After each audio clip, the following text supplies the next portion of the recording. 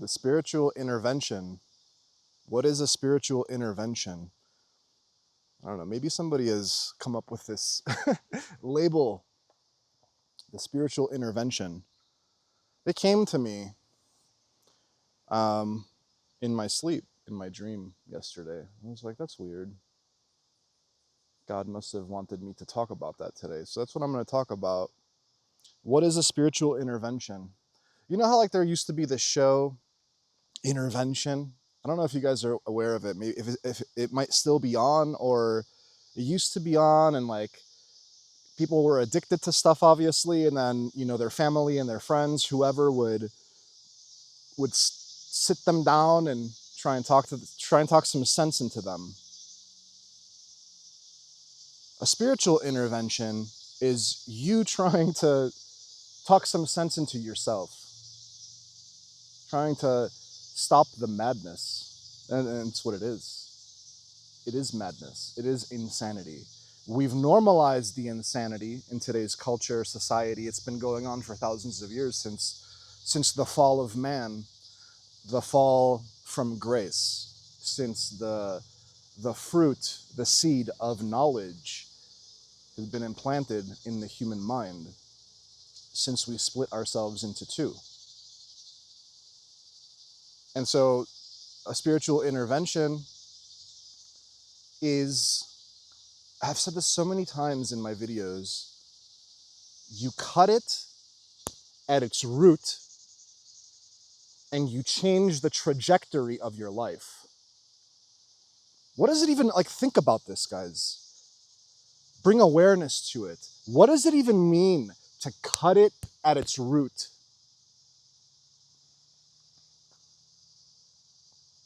We talk about healing. We talk about shadow work. We talk about, looking at parts of ourselves. I talk about the layers of your mind, okay? All of these things.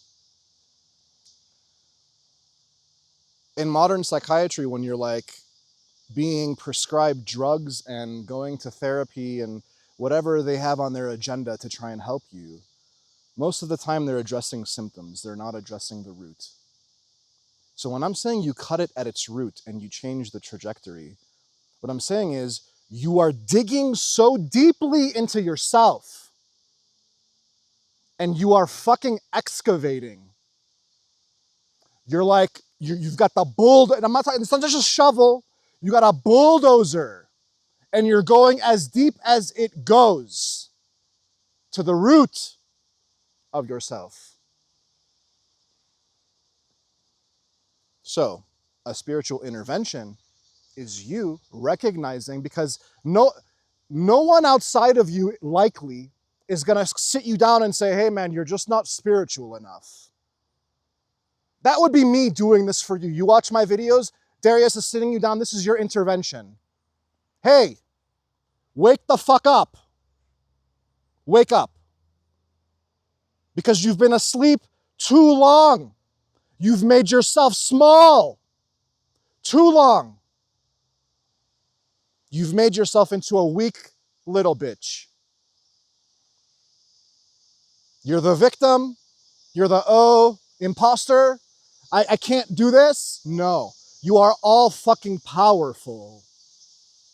You go to the root, you excavate the shit, and now yourself, the God self, emerges. Oh, and how liberating and infinite and powerful is that place? You're dancing for joy. You're oh my fucking God.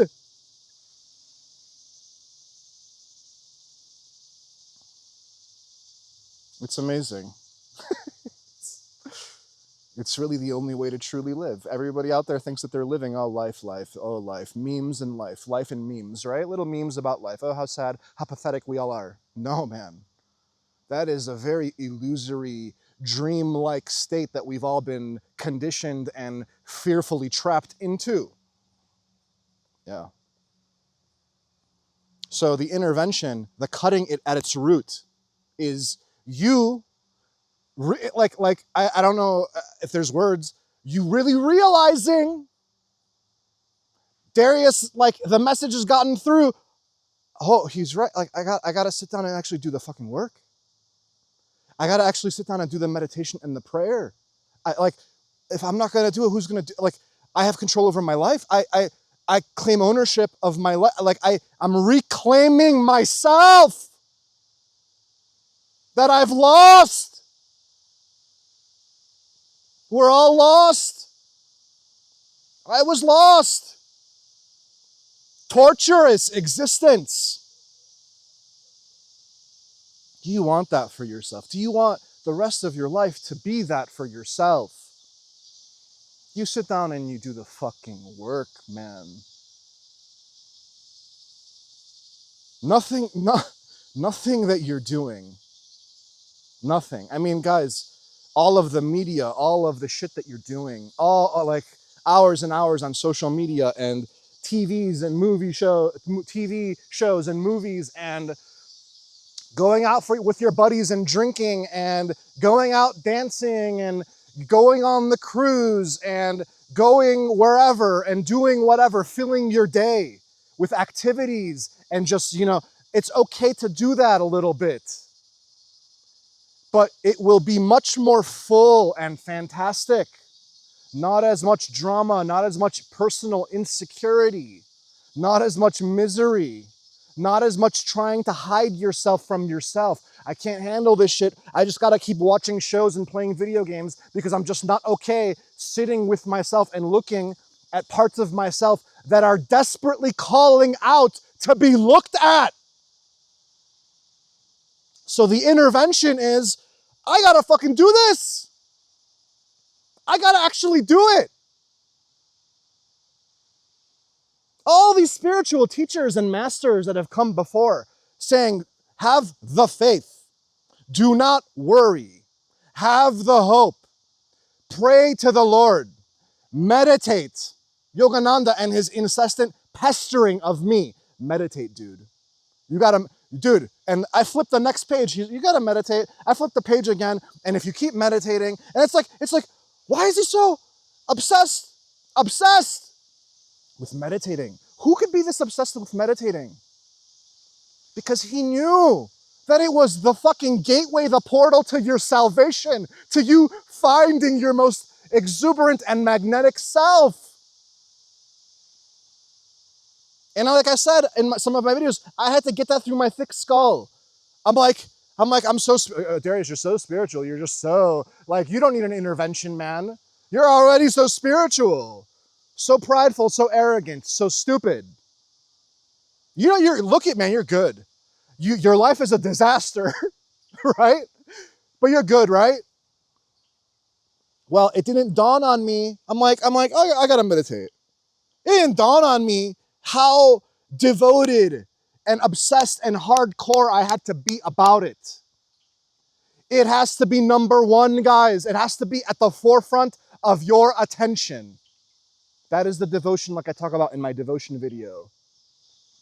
The Lord, the God, the Spirit that animates everything. That has to be. It has to be. Has to be. Number one. I don't think you understand fully how extreme this shit is. I don't think you get it. So you guys are casually watching my videos. Darius, he's super inspirational. He's super like cool and funny and has a way with words and he teaches me and I learn stuff, yay. But you're not getting how extreme this way of being is. You must try with all your might, with all your heart. You must try to unshackle the fucking chains of hell and damnation that have kept you in purgatory your whole fucking life. And you're like, well, Darius, I'm not super depressed. I'm not super upset or like fearful or whatever. Guys, there's gonna be the moments and periods of time of bliss and happiness, but you are making incorrect correlations and connections to where your bliss and your peace is coming from. And so as soon as that thing changes, which it will, as soon as that thing changes, now you're distraught. Now you're a weak bitch. Oh, I lost my car. I lost my wife. I lost my life. Ah. I'm not talking about like somebody dies and there's like a serious trauma. I'm saying like, oh, my relationship's over. Yeah, that's some real shit. You got to handle it. But you will not lose yourself to it anymore. Nothing that comes in is going to dictate to you how you feel. That is so powerful, man. I can't fully express because you're basically flipping life on its head. You've stepped in, you've intervened in your life. You've stepped in and you've intervened, and you're like, I refuse to be made small again. I will not hide. I will express myself as needed in any moment, fully authentic, fully vulnerable, fully heart-centered open, not corrupted, not fearful, not... It's like, we think evil is just like, oh, the most extreme end of fear and like evil. The pathway into evil is there for everyone. Everybody has that seed. You never fully get rid of it. You never fully, it has to be always there waiting.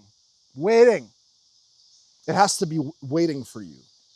So that's what I mean by like, you never get rid of the ego, mind, fear. It's like, you never are 100% the light, always. The moment there's a twinge of fear or doubt or worry, in that one moment, you're weak. You're weaker compared to this centered, blissful place that emanates light and transforms reality around you. Even if you can't see it with your eyes, it is shifting energy.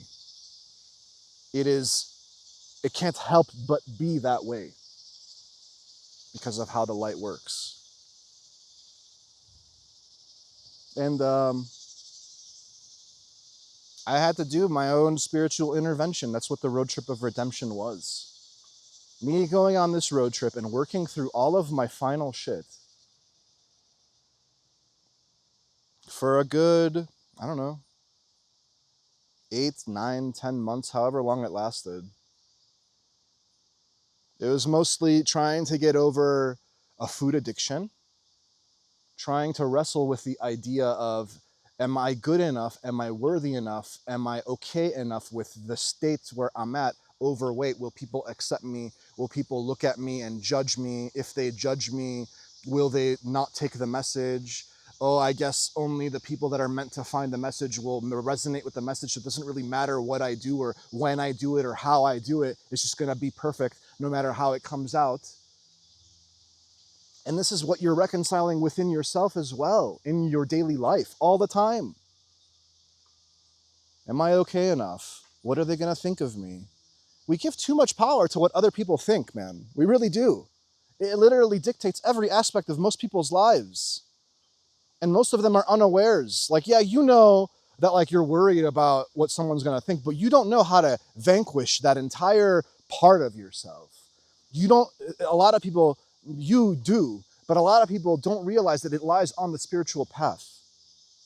It's like, well, spirituality is religion and religion's bullshit. It's like, yeah, a lot of religion is bullshit, but I'm saying you cannot deny that the spiritual core truths of life are hidden in all of the various religions in one way, shape, or form. It's your job to discern through it. It's your job to parse through it. It's your job to excavate through it and pick up the morsels of truth and integrate those into yourself. Realize them, incorporate them into yourself. It's easier when you have someone like me talking on a video. It just flows into you, the message. Guys, I have distilled all of the shit that I've ever read into this message that I give to you. It's easier with me. Than you sitting and I'm going to read the Bible, I'm going to read the Quran, I'm going to read the Tao Te Ching, I'm going to read, the Bhagavad Gita, I'm going to read The Power of Now, I'm going to read whatever books. Thousands, hundreds of millions of books, who fucking knows, right? And then all that's doing is feeding the mind, feeding the mind, feeding the mind. It's like this, it's not like this, it's like this, it's not like this. And you're trying to reconcile all these things, and all it's doing is creating more momentum in the thing that you're trying to get away from. So the spiritual intervention is the process, is that moment that you realize, wow, I really got to detach from my mind fully and give myself to the energy of all that is. And guys, it's so heavy. It's heavy. It's heavy because your life, there's a catharsis, there's a letting go process that happens. That is the spiritual identity crisis, the purging, all of the stages and layers of how it may or may not happen. Because you might skip some stages, or you might go through different stages at different times. It's like God doesn't care when you handle your shit as long as you handle it, but you must eventually handle it. It's inevitable. So like I say, there's a power in consciously choosing it and accelerating it and having it and holding it and caressing it, making it your baby, making it your lover. You make God your lover. You make God, you adore God energy. You adore the isness of life. It's insane to talk this way, guys. It's delusional. Most of us have only experienced this extreme form of love in another person, that temporarily completes us. Or a baby, you have this baby and it's like, oh my God, it's so cute. I don't want to bite it. It's just like, I love it so much, right? It's just so cute. It's so fucking cute. I don't know, like a little pet, like a cute little pet. You have this just like abundant, unconditional kind of love. That's what you do with God. That's what God, it's like anything can spark this, oh, wow. It could be a fucking tree. It could be the way a sunset hits. It could be the ripples of a wave. It could be the caress of a woman or a man. It could be, like your feet in the sand. It could be a cloud in the sky. It could be anything. And you're always like, holy fucking shit. Where was this whole time? Where was this realization? Where was this my whole life? Where was it? And then that's where spirit and your intuition guide you back to that understanding that it had to all play out that way in your past to get you to here, to be ready for this opening, where it comes and it smiles on you now. Life smiles at you, and you smile at it. And there's this perfect synergy, this symbiosis, this balance, this harmony, this groundedness, this rootedness in this presence of God always. As you're walking through life, God is present all around you, within you, bubbling out of you and into it and out and into it. There's this as above, so below kind of thing always, perpetually like just influencing itself and you onto it. And so then the next dawning of realization is, I can't escape this way of being now that I see it. Where you're at now, you're trying to get yourself to the point where you see it. To the point where I say, once you see it, there's no looking back now. You've excavated all this shit. You've brought the bulldozer, you've brought the fucking wrecking ball and smashed your whole fucking life. And it terrifies. It will fuck with you. And so these videos are up to comfort you, to guide you. I went through it alone. Only with God. I went through it alone. Well, you can relate to me. Wow, Darius, you already went through this shit. Thank you for putting up this video, because a lot more people are gonna be going through this. A lot more people. It's the in-between stage. It's the letting go of your old life, your old self, the conditioned self. It's letting go of that and stepping into this liberated self, this truly free. The horse galloping in the field, in the mountains, going wherever it wants to go. Free. not encumbered by time and space and worry, not encumbered by the normalities of life that we've created. We've created it. And that God's created it through us too. He wants this whole grand experiment. He wants it. He loves it. She loves it. It's beautiful. Every layer of it's beautiful. It's needed, desperately needed. Every form of suffering, every form of personal identity, binary, non-binary, however you choose to live your life, your sexuality, all of those aspects are gracefully needed. They are the way they are. We cannot deny their existence. There's nothing wrong with you if you're gay. There's nothing wrong with you if you're non-binary. There's nothing wrong with you if you're straight. Hey, why don't we label all the straight people for liking the opposite sex as deranged, right? Hey, you like this woman? Ugh. And we do go that way. Lust is wrong. The flesh is wrong. Don't have sex. Deny a very natural part of life. No. You guys don't understand how powerful of a portal sex and lovemaking is to bring you more fully into God realization. It's the most powerful tool that we have at our disposal, and people don't know how to use it. Humping, getting off, jacking off to life. That's all we're doing, masturbating. I had this video call with a buddy just recently, and I was like, you're so much in your mind, and you sitting down and like looking at the different parts of spirituality and analyzing and like trying to compare and contrast. That is spiritual masturbation. I was doing it too. But that's what it is. At some point, you know all the things that you need to know about spirituality to now go and do the thing. If you're watching my videos, if this message resonates, you're good. Go do the work now. And then now when your intuition comes forefront and center, it makes things known to you. It makes the same things that all of these spirituality and religion things are pointing to, it makes them known to you personally. And you're like, oh my God, I get it all now. You're like, how could I not get it now? I see it all so clearly. And I see that the root out of which all of it comes, the peace and stillness of God, man. God, energy, man, in me, the self, the little individual that's merged now, that isn't as individual anymore, that has let go of the masturbatory mental loop of hell.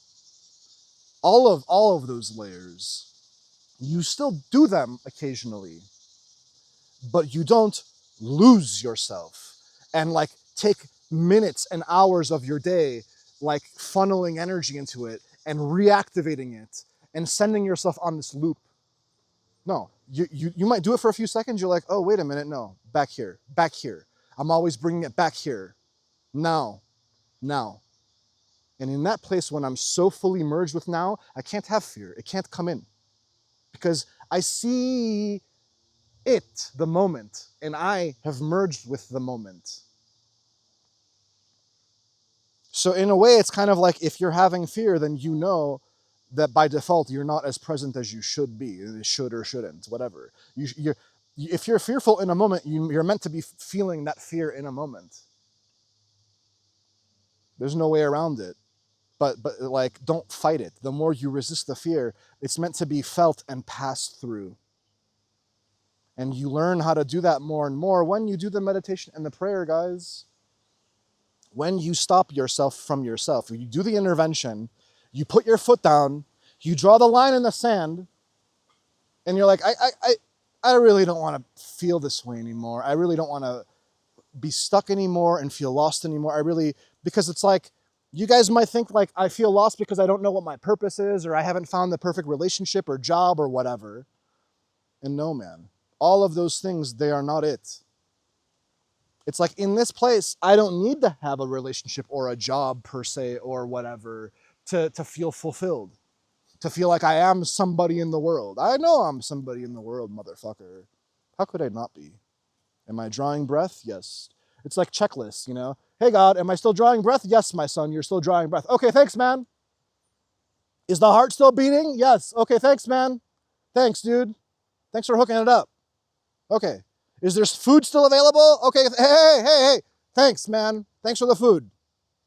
Thanks, dude. Okay. Gratitude.